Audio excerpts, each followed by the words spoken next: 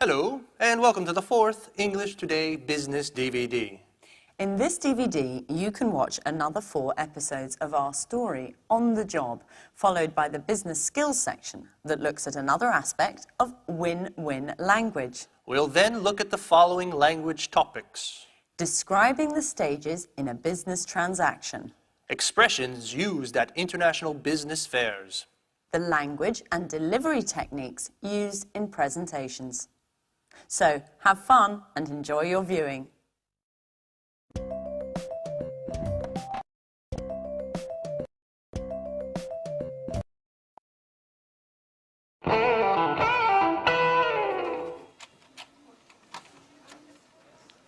Who's in charge of delivery to the Blue Moon bookshop? Ann and I. Why? They've just telephoned complaining that they haven't received anything yet. Well, that's impossible. I sent the delivery 5 days ago. That's just it. I don't understand what could have happened. The merchandise should have arrived by now. Anne, call the shipping agents to find out what's up.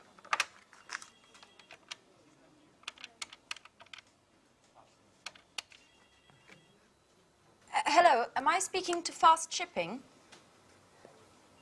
This is Anne Baxter from Pilgrim Publishing. I'd like to follow up on the merchandise we sent 5 days ago.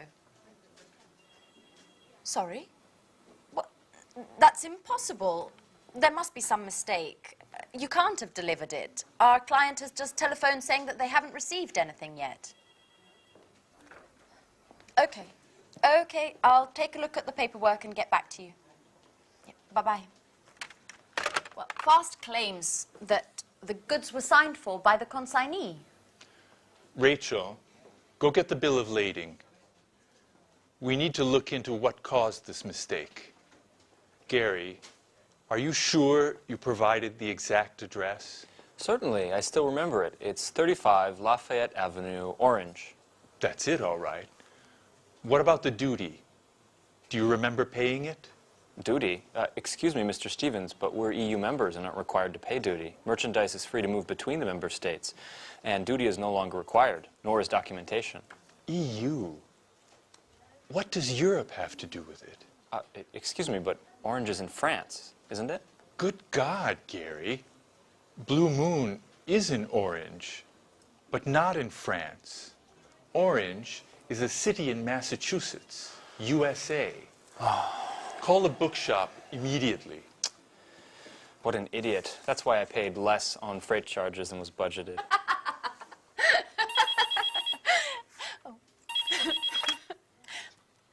Hello, Pilgrim Publishing. This is Anne Baxter. How may I help you? Hello, this is Victoria Lee. I'm calling in regards to the shipment. I was wondering if you had any news yet? Yes, actually, I was just about to call you. Unfortunately, there's been a misunderstanding, but don't worry. We're taking care of things on our end, and you should receive the goods very soon. Could you tell me exactly what's happened? My boss is extremely upset. The shipping documents were in order. According to the bill of lading, the supplies should have already arrived. Can you explain why the merchandise is blocked in the custom warehouse? Customs? Oh, no, you see, I'm afraid there's been a slight problem in addressing the goods, and they've been sent to a destination in France instead of Massachusetts. France? Massachusetts? What are you talking about? The merchandise was destined for China. China? Excuse me, are you the owner of the Blue Moon in Orange, Massachusetts? No, I'm not. I work for Spectre. We're a multinational sporting goods manufacturer. I'm speaking with Fast Shippers, aren't I? Well, actually, no. This is Pilgrim Publishing. I'm afraid you've got the wrong number. But we do have something in common. We both use the same courier.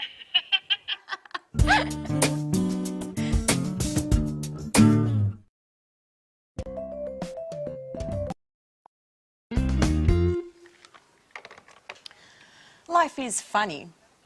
I dial a wrong number, and who do I call? A publishing house. Maybe it's fate. Nice young woman as well. What was her name? Anne Baxter, that's right. We use the same couriers and are both having problems with deliveries. What a strange coincidence. Mrs. Lee, have you spoken with fast shippers yet? Not yet. The number's always busy. We have to figure out what's happened. This delivery delay is costing us a lot of money. The courier assured us that the merchandise didn't have to pass through customs, that it would have left their warehouse with the customs bill already compiled, without any additional customs requirements. That's right. Considering the shipping costs, they're so high because they include all international delivery costs, such as transit, loading and unloading, assembly, and warehouse storage costs. Just a moment. I've got it. Did you remember to attach the certificate of origin, Mrs. Lee? The certificate of origin? I don't really know what that is. It's never been required for our shipments. The certificate of origin is that document which states the merchandise's country of origin for customs purposes. It's absolutely necessary for companies doing business in countries which don't belong to the EU, provided upon customs officials' request. And China is one of those countries. I'm sorry, Mrs. Collins. I didn't know. I swear it. Up until now, I've never taken care of shipments. This is going to be one very expensive mistake. Oh, by the way, I'll be taking our losses caused by this delay out of your salary.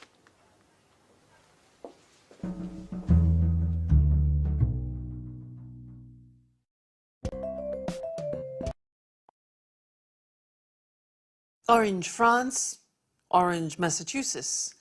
Well, that's an understandable mistake. But Orange, China? You see what can happen if the goods are addressed to the wrong place. It can be very costly, as we saw in the video.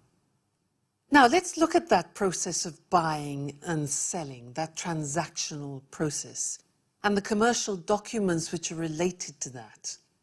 But first, do you know other terms for the word goods? Other ways of saying goods. There's products, merchandise, and also freight. Do you know that? Freight. F-R-E-I-G-H-T. Yeah, all four of them we use. Products, goods, merchandise, and freight. So let's look at that process now. And imagine that we are a buyer, a potential buyer. We would like to buy something. And so we contact a seller. Look at the screen, which will give you the list of the documents which we would need to do this transaction. The first one is the buyer makes an inquiry. Now, inquiry can be written with an E at the beginning or an I, an inquiry. So what's that? Well, that's to ask if goods are available, what the price of those goods are, what the conditions of delivery are, and also what the terms of payment are. So we as the buyer make an inquiry. Now, the potential seller sends back another document which is called the offer or the quotation. In that document, the seller offers to sell us the required goods, the goods that we have ordered at their price and with their conditions. After that, we as the buyer decide if we want to go ahead. And if we do, then we make the order. That's the third document, the order. Now, in the order, we have all the full particulars and details of the goods that are to be supplied by the seller. So we have the inquiry, then the quotation, and now the order. After the goods are then packaged and they are prepared for transportation, usually we contact a shipping agent. Now, a shipping agent are the people who actually organize the transportation of merchandise. And they're also called freight forwarders. You see that word again? Freight. Freight forwarders or shipping agents.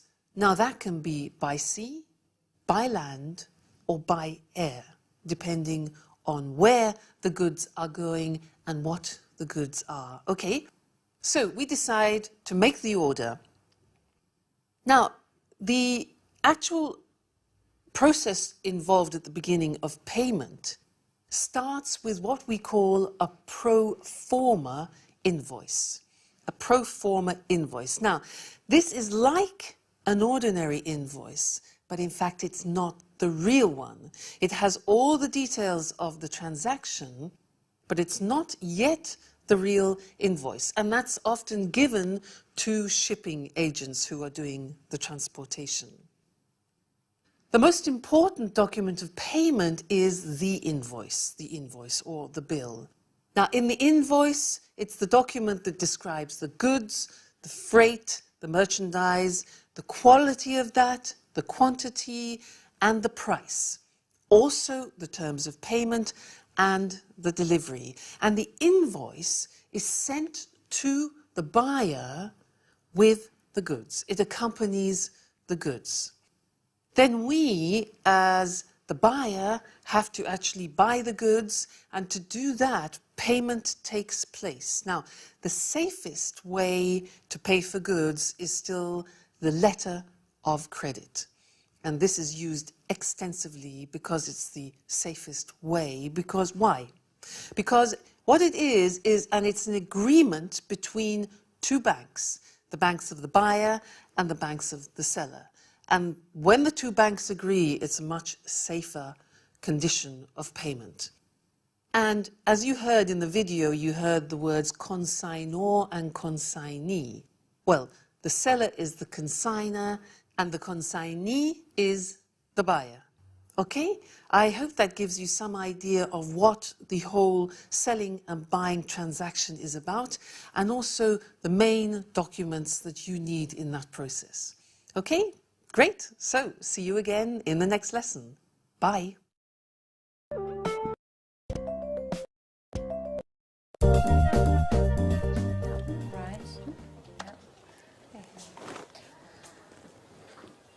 Welcome back, Gary. How was the International Book Fair in Frankfurt? Great. I cultivated a number of interesting contacts that could lead to great opportunities. I also participated in a very important conference on the current state of affairs in the international book market. Oh, do tell, Gary.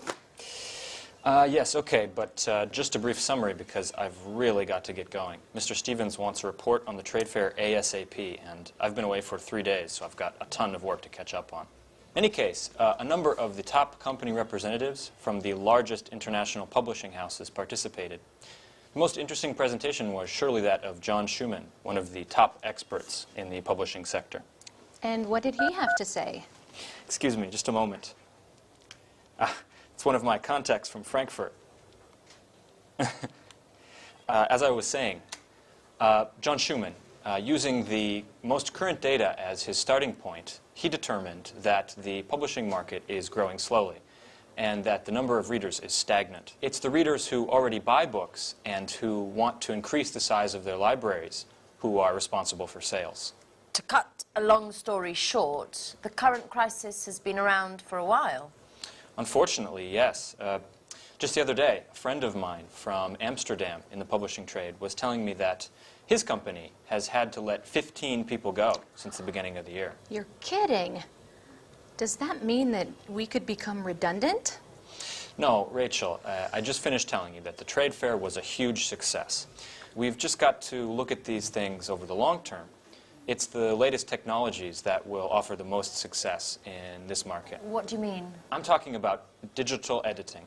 We are on the cusp of a revolution in publishing. In other words, the transition from printed publishing to digital publishing. I'm afraid I don't agree with you, Gary. Internet, email, CD-ROM, DVDs, and all electronic gadgets put together will never substitute the joy of reading a book. I know, Rachel, you are a Luddite, but this is the future. The owner of a multimedia publishing house from Stockholm told me that they were able to greatly lower production, distribution, and warehousing costs, all due to digital publishing. Not only that, but just think of the level of interaction we can achieve with readers via internet. And besides that, just a moment, excuse me. I bet it's one of your important contacts from Frankfurt. Yes, as a matter of fact, it is. Judging from your expression, I'd say that these contacts are mostly female.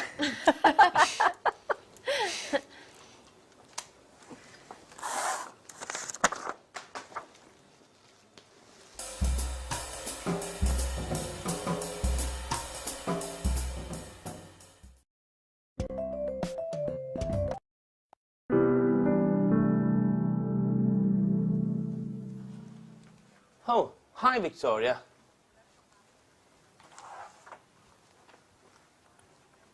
Why weren't you at the meeting this morning? Which meeting?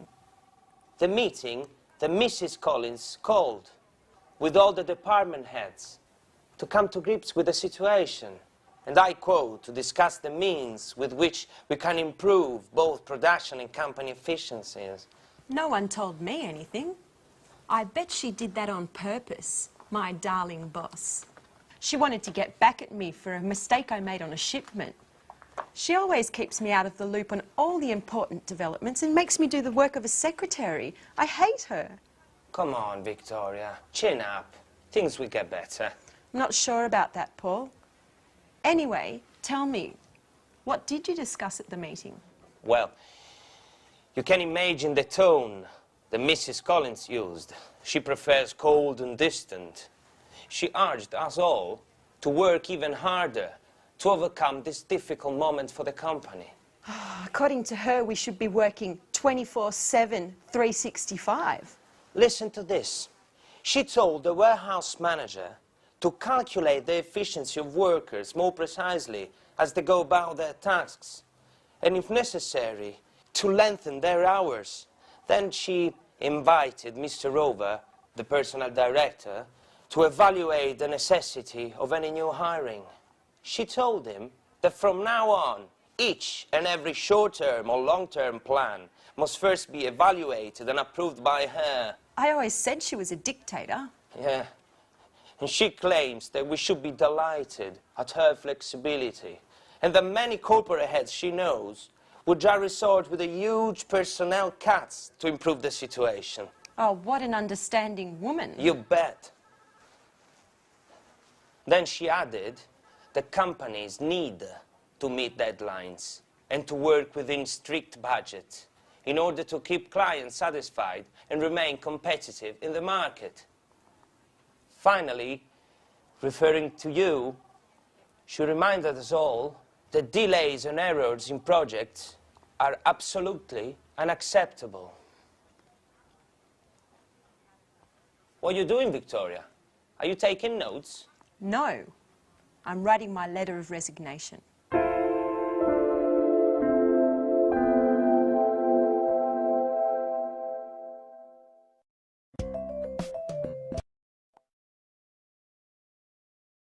Did you hear what she said? She said, I'm writing my letter of resignation. Now, do you remember what that means? Letter of resignation, it means she wants to resign, she wants to leave the company and quit her job. Poor Victoria. Well, let's now turn back to what we said at the beginning of the lesson, which was international fairs, and look at some of the language which is useful for you related to those.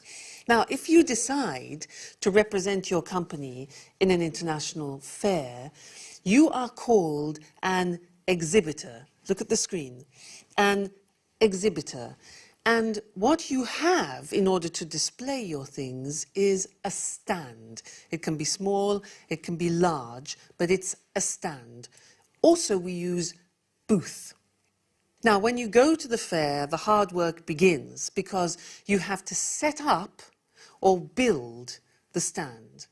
Then, when it's ready, you display, which means to show, you display your goods, your products, or your services. Then at the end of the week, usually it's a week, you take down the stand. Now, if you're on the stand, it's really hard work, and I want to help you with some phrases that can be useful when visitors are walking past. Now, as they walk past, you often want to invite them onto the stand. Sometimes they will talk to you directly, but other times they just want to come on and look around. So you could say, do come in and have a look around. Have a look around. Now, another thing we use, which is very nice, is please feel free to browse. Please feel free to browse. Browse, which is also computer language, it means to look at things calmly. Okay? Now, obviously you don't want to abandon them, so you could say, if you need my help, don't hesitate to ask. If you need my help, don't hesitate to ask me. Okay? Now, obviously, with potential clients, there comes a time where you will be talking about prices. So, often a question that they will ask you is, what price discount do you offer on large quantities? Price discount, okay? Or what discount do you offer on upfront payment, which is an American term, or cash in advance, which is the British term. So that means you pay upfront, you pay before receiving the goods. Now, when you're answering questions like that, it depends on the person you're talking to, because they might be from Japan, from Germany, from America. So an important question to ask is, which currency would you like me to quote you in? Which currency? It could be yen, it could be pounds, it could be French francs, for example. So which currency would you like me to quote you in? Now, you could also say, for example, our price is X works, fob, or chief. Now, these might be familiar to you. They are the specific Incoterms. Incoterm means the international contract terms. Okay? Let's move on. Payment. Now, that's an important consideration. The question could be, what are your terms of payment? And you might want to answer, well, we usually work with a letter of credit. And as we said before in the previous lesson, a letter of credit is probably the safest term of payment.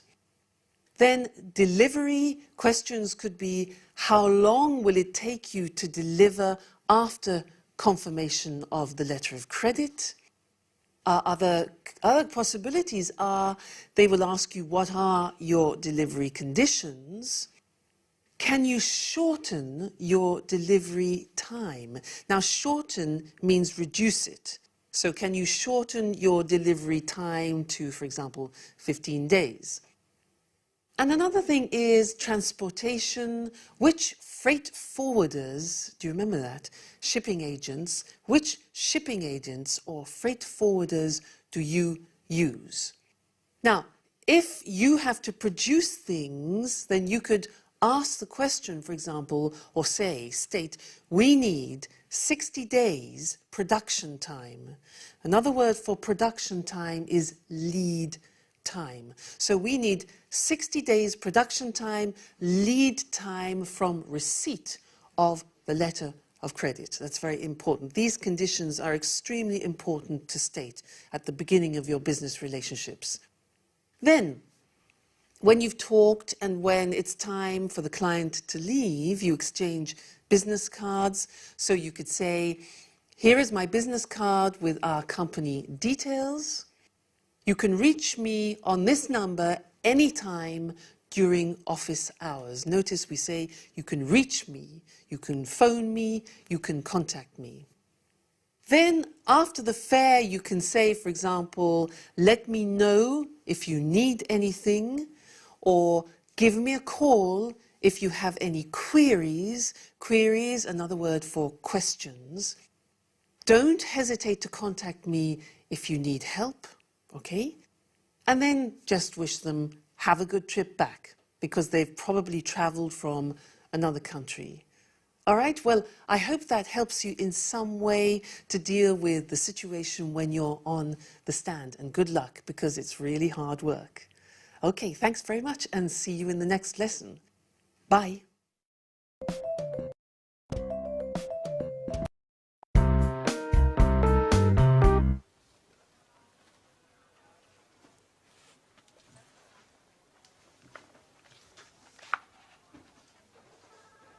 Paul, Don't tell me this is true. Are you really gonna leave? yes, Paul. I just can't stay here. Since Mrs. Collins has arrived, the work climate has become unbearable. She never misses an opportunity to humiliate me and to assign me the most demeaning tasks. And what are you gonna do now? Well, I've got in touch with a number of companies. This afternoon, for example, I have an interview with a publishing house. Publishing house? You're not gonna become an author, are you? Precisely. You know it's always been a dream of mine. I don't think the interview is going to focus on my literary talents. But, Paul, you look awful. What's the matter? I'm a bit concerned about things. We're having a meeting with the major shareholders of Spectre to take a look at the balance sheets. And is that a problem? Well, as you know, the year-end balance sheets provide an overview of the economical, fiscal and fiduciary effectiveness of our management. And I certainly hope that scrutinizing the books won't uncover inconvenient discrepancies that could lead to a change of a company leadership. What exactly are you referring to?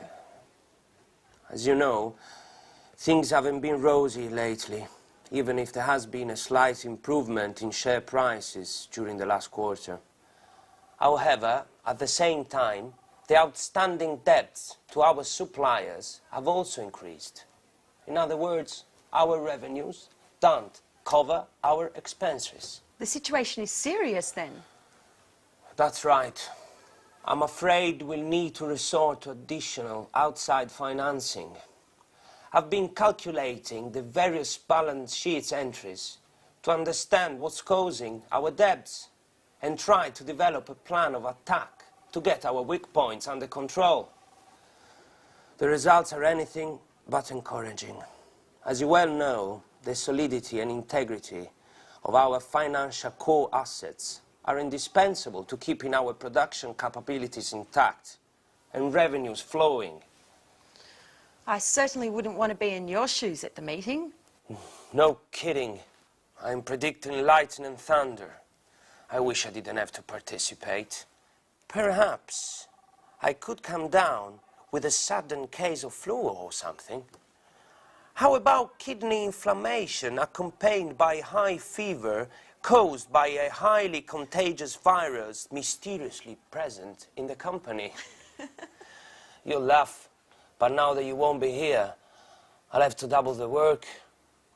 By the way, they don't happen to need someone else at the publishing house you were speaking about. So you're a secret author as well? No, but I can do a lot of things. For example, use a computer, make photocopies, send faxes. That should be enough, shouldn't it? What a clown. I'm going to miss your jokes, Paul.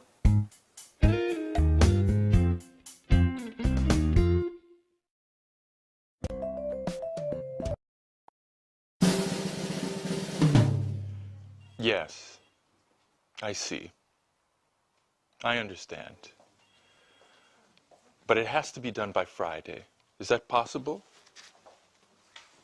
Good, good. It's very important. We'll be in touch. Thank you. Goodbye.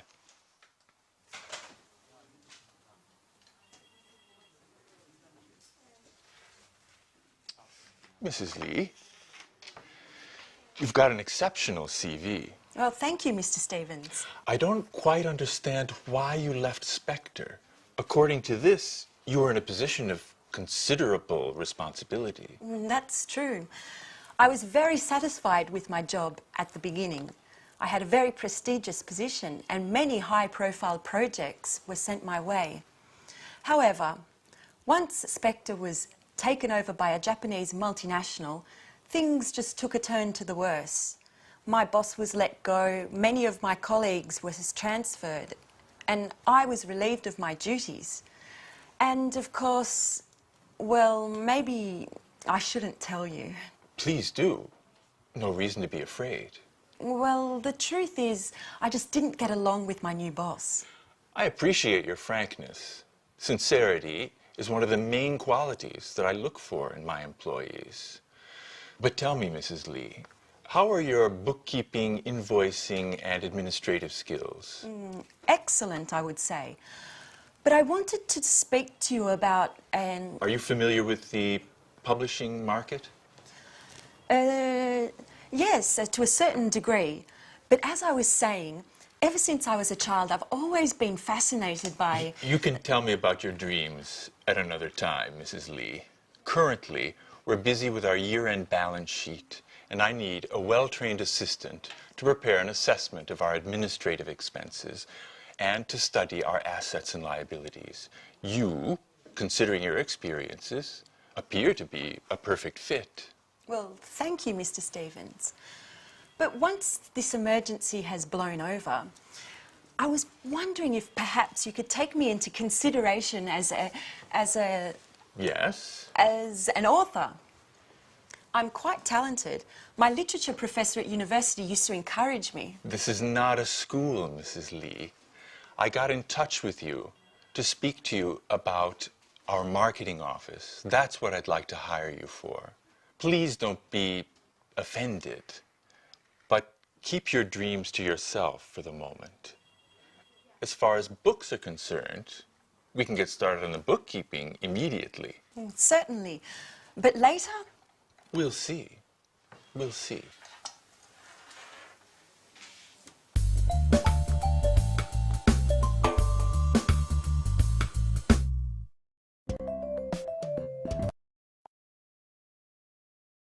Did you notice how Mr. Stevens was reading a CV, it was Victoria's curriculum vitae, when he was doing the interview with her? Well, often, in reality, people doing interviews don't have time to read the whole CV. And so, if you're in the interview, you have to look at the information very quickly and just get the general understanding of it. So what he was doing, he was skimming for important information. And that's what I want to talk to you about now, are the 4 skills that we use for reading, which are skimming, scanning, extensive reading, and intensive reading. So let's call on the screen to look at those. Now, the first thing that I talked about was skimming, which is what I said Mr. Stevens was doing. And that means that you read quickly in order to get the most important information or to get the gist. The gist is the general understanding, the most important information, to get the gist. And this is what you will do in your job, for example, if you have to read a newspaper quickly, magazines, business and travel brochures, for example. So you read them quickly to pick out the important information. That's skimming. The second one is scanning. Now, we use scanning in order to extract particular information, a particular piece of information. So, for example, if you want to see a particular television program, you scan it. If you want to think about travel, if you want to see what train or what plane leaves a train or a plane schedule, you scan it and pick out the particular information important for you. Also, a conference guide. When there are many speeches, you scan and pick out the one relevant to you. So that's skimming, scanning. What about extensive reading? Now, extensive reading is the type of reading you use when you want to obtain a general understanding about a subject.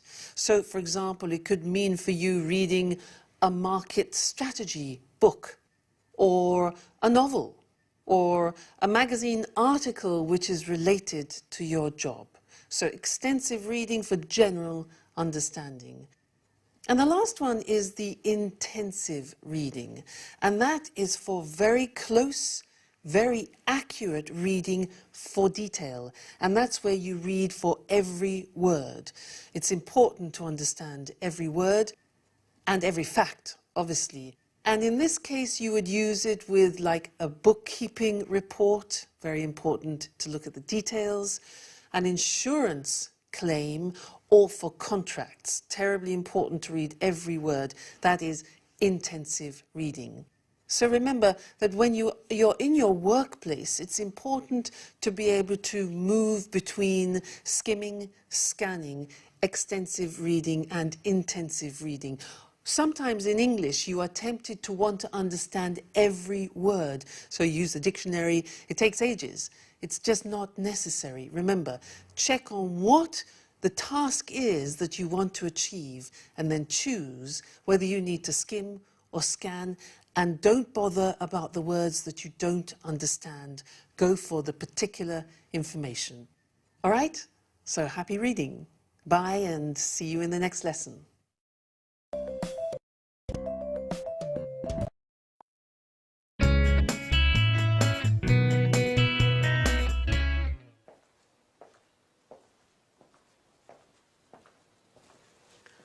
Excuse me, my name's Victoria Lee. Today's my first day at work and I'd like to know... Great.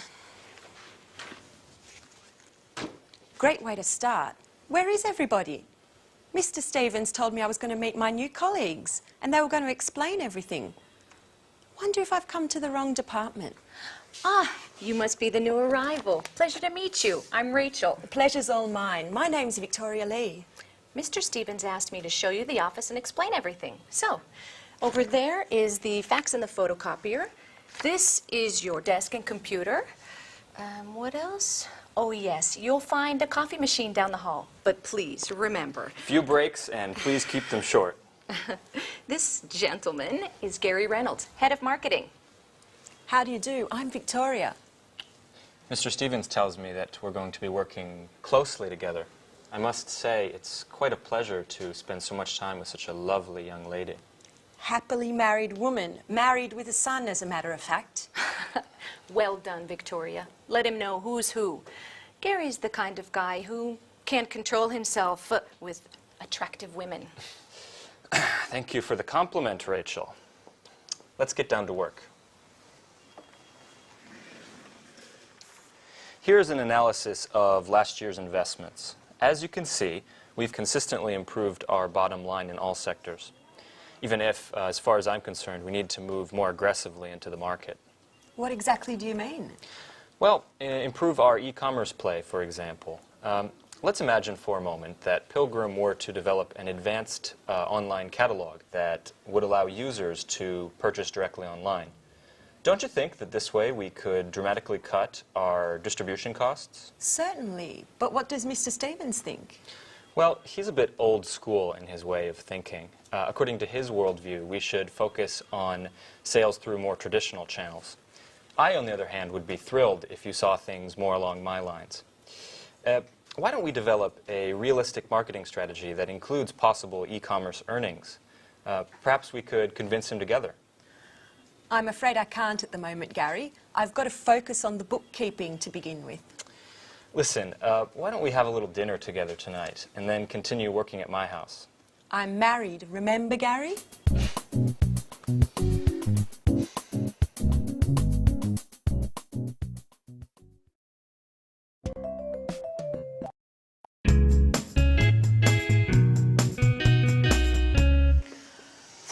Statistics, accounts, reports. Not much has changed from Spectre. And I was hoping for a more creative position. See you later. Oh, hello. You must be the new hire. I'm Anne Baxter. I'm Victoria Lee. I recognise your name. Have we met before? I don't think so. Or perhaps we met at the Red Lion pub. I often go there with my friends. No, it doesn't sound familiar. Actually, I have a son, so I don't get out much. But still, I've heard your name before. Just a moment, now I remember. We met on the telephone when I was still working at Spectre. We both had that problem with our courier, Fast. Oh, yes. Oh, yes, I remember now. You were having problems with a shipment to China. Gosh, what a coincidence. Well, who would have ever thought we would end up working together? So, how are things going? Well, it's still too early to say. Today's my first day at work. Oh, well, I presume you've already met Gary. Yes, earlier. We're working on a project together. And I bet he's already invited you out to dinner. Yes, as a matter of fact. And he's probably told you that he loves working with charming young girls such as yourself. Yes, and how do you know? He always uses the same line. He did the same with me. How original. Well, I'm pleased that you've joined us here, and, well, I hope we'll become great friends. Yes, well, I'm sure we will. You're very nice. And who knows, maybe that telephone call was destiny.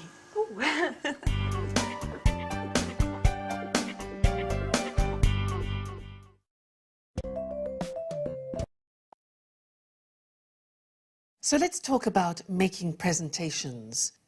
I think it's very important when you decide to make a presentation to give it a good structure, because that will help you when you're actually giving it. So let's look at some of the language which will help you give the presentation structure, okay? And let's call on the screen to help us with that.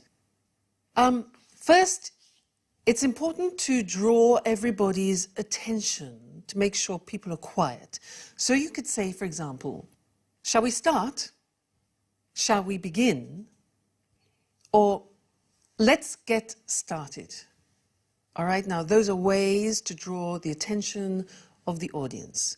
Then you need to greet them. So you could say, for example, good morning, everyone, which is quite informal. Good morning, everyone. More formal would be, good morning, ladies and gentlemen. That's more formal. So you greet them. Then you introduce yourself. So it would be like this. An example would be, let's get started. Good morning, everyone. Let me introduce myself. My name is Louise Evans, and I'm in charge of marketing. Okay, so you give your name and also your position of responsibility in the company. So you can say, I'm in charge of, or I'm responsible for marketing. Then you need to introduce the topic of your presentation. So you could say, the aim or the purpose, watch the pronunciation, the aim or the purpose or the objective of my presentation today is to talk about the marketing strategy. So 3 words, aim, objective, or purpose. Good. You could also say, for example, I'd like to give you a brief overview or an outline. Now that's quite similar to summary. It means a general picture. So I'd like to give you an overview or an outline of our marketing strategy. Then you need to usually divide the presentation up into 3 or 4 or 5 points. So we could say, I'll divide my presentation up into 4. Notice we say, I'll divide my presentation up into. It's quite complicated, that.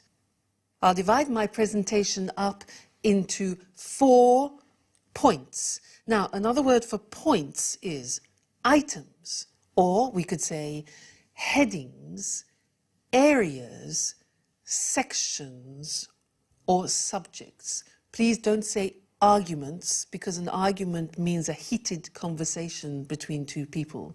So, I'll divide my presentation up into 4 main points, items, headings, areas, sections, or subjects. Then you need to look at the verbs that you can use, because you can say then, firstly, I'd like to discuss the marketing strategy. I'd like to introduce the marketing strategy. I'd like to look at is the same as analyze or consider. I'd like to explain, that means talk about the details so that people understand. I'd like to examine, I'd like to show, and I'd like to illustrate. These are the main verbs that you would use when describing what you're going to do. So firstly, you can say firstly, secondly, and finally, or last of all. So you see, you divide it up into sections. Firstly, secondly, finally, last of all. Now, it's often a good idea to talk about the duration, the length of your presentation, because often business presentations can be too long and boring. And if you say, for example, my presentation shouldn't take longer than 30 minutes, people are psychologically prepared and feel happier that they're not going to have to sit through a whole load of slides on a long, long explanation. Give them a time reference. Then, you need to decide when you're giving your presentation if you want people to interrupt you during it or if they should ask questions at the end of your presentation. Now, if you want to invite participation during the presentation, you could say, for example, please feel free to interrupt if anything's not clear. Okay? Please feel free to interrupt if anything's not clear, if you want to ask questions. Now, sometimes in a shorter presentation, you would prefer to take questions at the end of the presentation. So you could say something like this. If you have any questions, could I ask you to keep them until the end of the presentation? Let's look at that again. It's not easy. If you have any questions, could I ask you to keep them until the end of the presentation, when I'll be very happy to answer them? All right? So there you keep control of how much interruption you have in your presentation. So we've said, firstly, I'd like to discuss or I'd like to talk about the marketing strategy. Now, when you want to move on to the second point, you can say in English, good, now let's move on to my next point. Move on to my next point. Another possibility is, good, that brings me to my next point. So that's moving the presentation forward. If somebody interrupts you and you don't want to handle the interruption at that moment, you can say, yes, that's a very good question, but can I come back to that later? So recognize the question and say, that's a good question, to show that you're going to deal with it, but then say, can I come back to that later? And of course, if you say that, make sure you remember that question, make a mental note, and always answer it. Then, to conclude the presentation, you can say, I'd like to finish by saying that, or I'd like to conclude by saying that. Or you can say, in conclusion, I think we should, in conclusion. And the very last things to say are usually, thank you very much for coming. Thank you for it. Your attention is not necessary because you're doing the work. They're there to listen to you. So it's just better, I think, to say, that's it, which means it's finished. And thank you very much. Thank you very much for coming, or thank you very much. All right? So I hope that helps you with your future presentations. Remember, structure is very important and it will help you remember things more clearly. So good luck with any presentation that you do in the future, and good luck in general with your business English. Bye.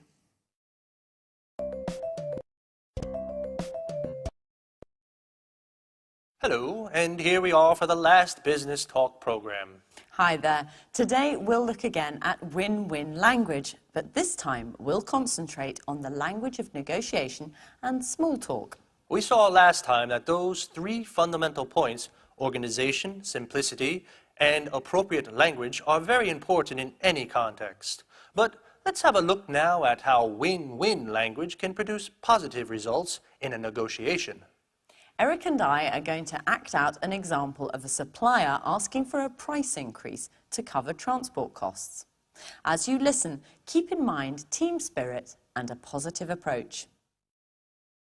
Listen, James, I'm afraid we're going to have to increase the cost of our deliveries to you. We can't go on delivering at the price we agreed last year. The cost of fuel is too high at the moment. I'm sorry, Carol, but I can't accept any changes to our agreement at the moment. But James, we're losing money on every delivery we make. We have to do something. I think my company would prefer to look for another supplier in that case. I'm really not prepared to change what we agree. I'm sure other suppliers will be just as expensive, and you know we've always met our deadlines. No. Either you keep to your agreement, or I'm going to look for another supplier. Now, this was a typical I win, you lose situation. Okay, now let's have a look at a possible outcome if win-win language had been applied. Listen, James, I'm afraid we're going to have to increase the cost of our deliveries to you. We can't go on delivering at the prices we agreed last year. The cost of fuel is too high at the moment. Carol, this is very difficult. Let's try to see if we can find an alternative solution. Good idea. Why don't we try to break down your costs and see if we can help you make some savings? Well, as I said, the problem is simple. It's the high cost of fuel. How about trying to reduce the number of trips? If we can order in bigger quantities, surely you can save on the fuel. It might be possible. Give me some time to make some calculations. Okay, shall we talk tomorrow and see if we can reach an agreement that works for both of us? The result in this situation is very different. Eric was friendlier in his approach and didn't immediately turn down my request. First, he tried to find out exactly what I wanted. Yes, the idea is to look for alternative solutions that make both parties happy. Let's have a look now at how the same language I used in the negotiation can also work in a more informal situation like a business lunch. This time, we're deciding where to go for dinner this evening. A clear I win, you lose situation would be... What would you like to do this evening? I'd like to go to a fish restaurant. Unfortunately, my wife doesn't like fish. Well, I'm sure the restaurant will serve something else for her. Well, yes, all right. I know a good fish restaurant. Could you pick me up at the hotel? Yeah, sure. This time I'll apply some win-win language. Let's see what happens. What would you like to do this evening? How about going to a fish restaurant? Does your wife like fish? Unfortunately, she doesn't. No problem. Why don't we try to find a restaurant that your wife likes that can offer me some good fish as well? Great idea. I think you'll like her favorite restaurant. They do fish, too. Fine. Let's meet at the restaurant. I can take a taxi from the hotel. Oh, of course not. We'll pick you up at the hotel. Okay, well, we haven't got time for anything else today, so goodbye. Bye-bye.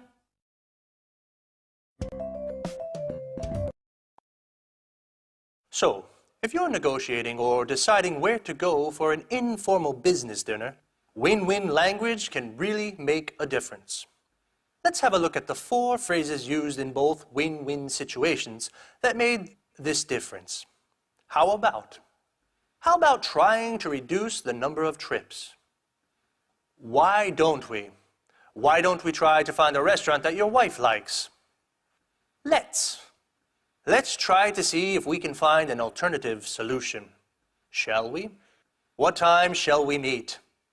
When placed at the beginning of a sentence, these phrases involve the other person and keep them involved in the conversation. Even in informal situations, it's important that no one comes away feeling they've lost. So this technique can be very useful. The key to small talk is simplicity. Use open questions. Where did you go on holiday last year? They keep the conversation going. Try not to use closed questions. Did you go on holiday last year? They only require a yes or no answer, which can often finish a conversation. Prepare some simple responses to things that people may tell you. That's interesting. Congratulations. Oh, how terrible. That's too bad. Fantastic. Amazing. Most important, prepare an appropriate way to say goodbye. I think it's time for me to get back to the hotel. Thank you for a lovely evening. I'm afraid I have to be leaving soon. I still have to finish some work. It's been wonderful meeting all of you. Well, it's been really nice talking to you. Use win-win language and everyone